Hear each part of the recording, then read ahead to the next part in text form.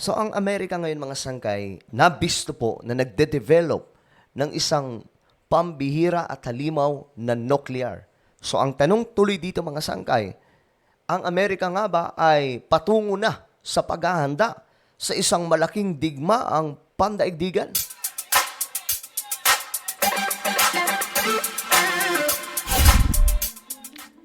Hello, what's up guys? Magandang oras po sa inyong lahat. Lalong-lalo na po sa mga solid sangkay at sa lahat po ng mga born-again Christians, mga pastors, lahat po ng mga Kristiyano, lahat po ng mga Pilipino na nanonood sa atin ngayon. Maganda po yung topic natin actually mga sangkay dahil pag-uusapan po natin itong nangyayari na awayan ng mga bansa related po sa kung ano po ang sinasabi ng Bible. But anyway, bago po tayo magsimula, pakisubscribe po muna yung ating YouTube channel. Sa mga hindi pa po nakakapag-subscribe dyan, makikita nyo po yung subscribe button sa ibaba. Pindutin nyo lamang po yan, tapos i-click nyo yung bell at i-click nyo po yung all. At kung kayo naman po ay nanonood sa Facebook, huwag nyo pong kalimutan na i-follow ang ating Facebook page. Pindutin nyo rin po yung bell at i-click nyo rin po yung all. Okay ba yun? So, eto nga po ang balita mga sangkay. America is building nuclear bomb cores again to counter Russia and China. We know naman mga sangkay na sobrang lakas po talaga ngayon ng dalawang superpower na bansa na ito. Russia and China. The biggest, sila po yung may mga malalaking arsenal, imbakan po ng mga kagamitang pandigma. Kaya nga po makikita po natin ngayon yung China, talagang grabe mag-warning kahit sa Pilipinas o Amerika. Wala po silang takot. But, hindi rin po natin maitatanggi na kahit po pabagsak ng pabagsak ang Amerika, pero pagdating po sa mga pandigma, buhay na buhay itong United States of America. Kung babalikan po natin ang kasaysayan ng ating mundo, Amerika po ang magaling magplano. Amerika po ang magaling pagdating sa weapons na kahit hindi po sila ganun kadami. And mapapansin po natin ngayon talaga ang mundo. Mga leaders, mga bansa, nagre-ready sa tila baga isang malaking digmaang pandaigdigan. Basahin po natin ito. When the Soviet Union collapsed, many believe the communist state's downfall marked the end of an era. The biggest threat to the free world disappeared overnight, and so did the threat of nuclear war. But the weapons never went away. So, marami nga po ang nagpo-protesta dito mga sangkay ng mga bansa itong paggamit o paggawa ng mga nuclear weapons. Kaya nga lang, like Russia, North Korea, and China, sobrang open po sila na mayroon silang nuclear.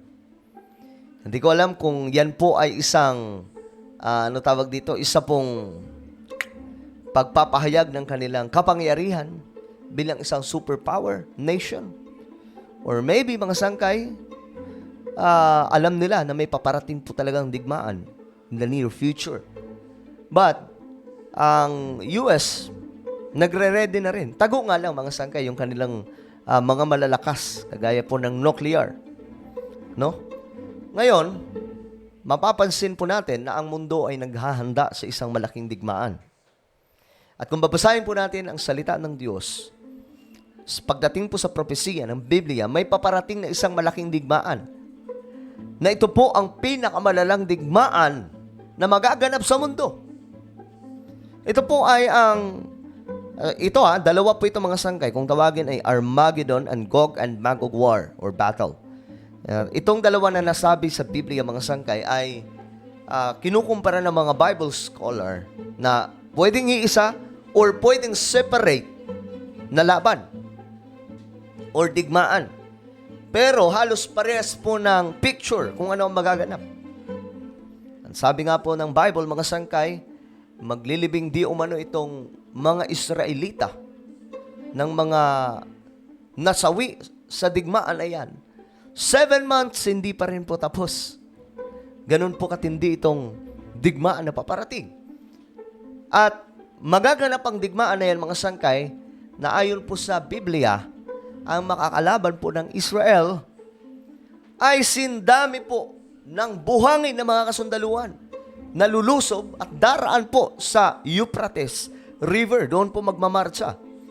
Kaya nga po sabi sa propesiya, matutuyo itong Euphrates River at ito po ang magiging gateway or highway nitong di mabilang na mga kasundaluhan nalulusob doon sa Jerusalem o sa buong Israel.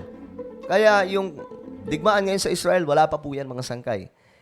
It's not even close sa kung ano man po ang picture na magaganap na battle sa Gog and Magog, battle or Armageddon. Matindi po yun. Kaya sa tingin ko mga sangkay, itong nuclear battle, kasi nuclear war po ang paparating na digmaan Sa tingin ko mga sangkay, pwedeng magamit po yan doon sa Armageddon or Gog and Magog battle na. At hindi pa po ngayon. Pero, hindi rin po tayo sigurado mga sangkay. Dahil nga po kung papansinin po natin ang tensyon ng mga bansa ngayon, malala kung sa malala. China, Pilipinas, diba? North Korea, South Korea, Japan, North Korea, Russia, Amerika, China, Amerika. Palala ng palala mga sangkayang sitwasyon. So, marami na po mga bansa are working on their arsenals. Have trained their strategic arsenal of nuclear weapons. The United States was among the many nations that kept its nuclear grabe, no? Ginastusan po talaga ng billions para po ma-maintain itong mga nuclear ng Amerika. So ngayon, gusto ko pong malaman paano po dinidevelop. What will U.S. modernization efforts cost? The Congressional Budget Office estimated in May 2021. Ito na po yung kasaysayan, mga sangkay, kung paano po sila nagde-develop.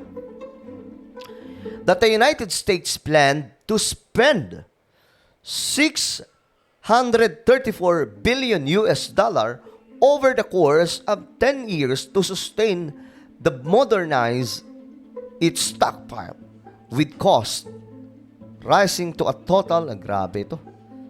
Grabe naman. $2 trillion over the 30 years. Ganun po katindi ang paghahanda ng Amerika, mga sangkay. The reason why the US requires an extensive nuclear arsenal is clearly pointed out in the Congressional Budget Office report. Nuclear weapons are a key component of the country's national security and continual to defense policy. So wala po silang ibang makita mga sangkay.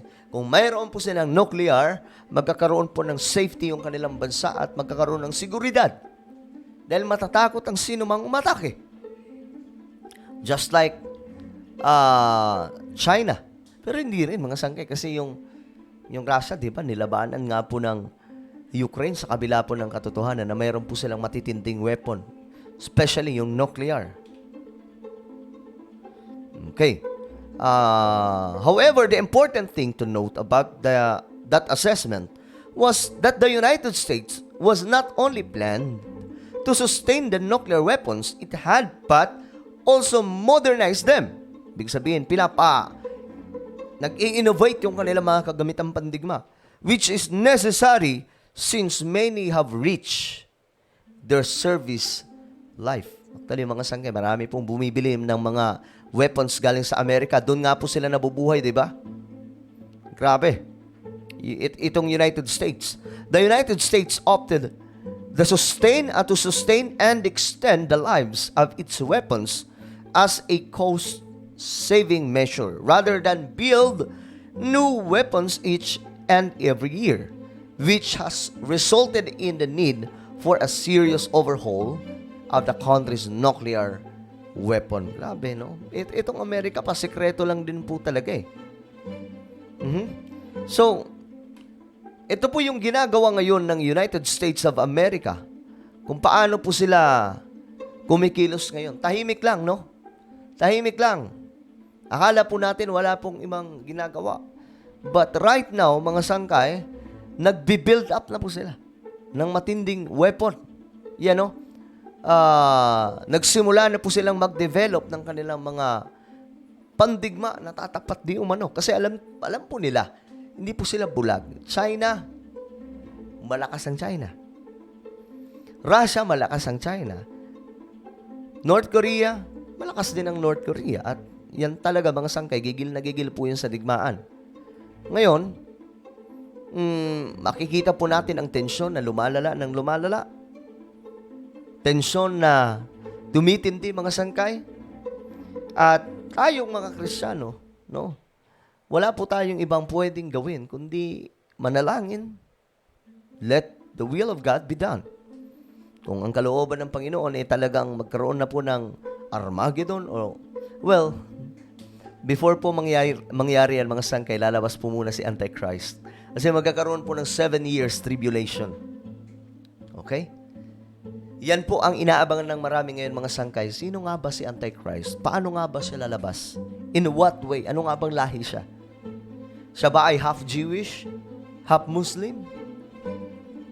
Half Gentile? Diba? Yan po yung inaabangan ng marami ngayon mga sangkay. Kasi kapag nangyari na ito, na lumabas si Antichrist, dyan na po magsisimula ang 7 years tribulation ng ating mundo. At kung mangyayari yan mga sangkay, I'm sure, malaki pong problema yan ng mga maiiwan ng rapture. Well, ano po ang inyong opinion mga sangkay tungkol po dito that America is now, nagre-ready na po sila sa isang malaking digmaan at itong halimaw na weapon ay develop na po nila. Just comment down below. And now guys, I invite you please subscribe my YouTube channel, Sangkay Revelation. Hanapin niyo po ito sa YouTube, mga sangkay, then click the subscribe. Ayan po. Click the bell and click all. Sangkay Revelation mga sangkay ito para mas makita nyo. Yan. Ako na po ay magpapaalam. Hanggang sa muli, this is me, Sangkay Janjan. Palagi niyo pong tatandaan that Jesus loves you. God bless everyone.